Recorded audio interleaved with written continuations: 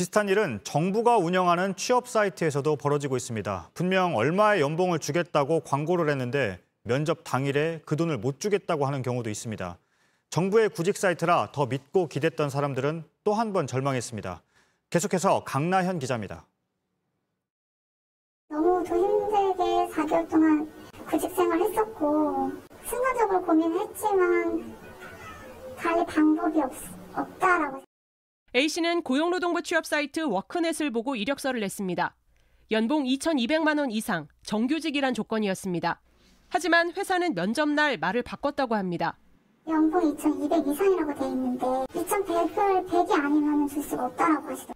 일자리를 구하기 위해 받아들일 수밖에 없었습니다. 그런데 2년이 지난 올 4월 회사를 나가라는 요구를 받았습니다.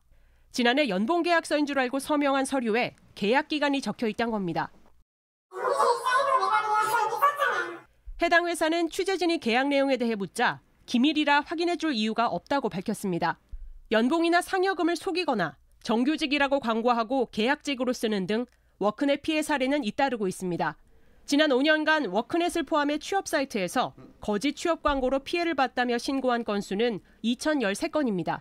하지만 정부는 워크넷 피해 사례를 따로 파악한 적도 없는 실정입니다. 현재 워크넷에 등록할 때 확인하는 것은 최저임금 기준을 지키는지 수준입니다. 알선만 해드렸지 구인업체와 구직자 두 분이 이제 면접이 어떻게 이루어지는지는 확인할 수는 없는 부분이라서. 실제 광고대로 취업이 이루어졌는지 감시하거나 사후 관리하는 절차는 따로 없습니다. 고용노동부는 고용 정보가 수십만 건에 이르다 보니 일일이 사후 관리를 할 수 없는 실정이라 밝혔습니다. 하지만 정부를 믿었던 구직자들은 이런 설명이 무책임하다고 말합니다.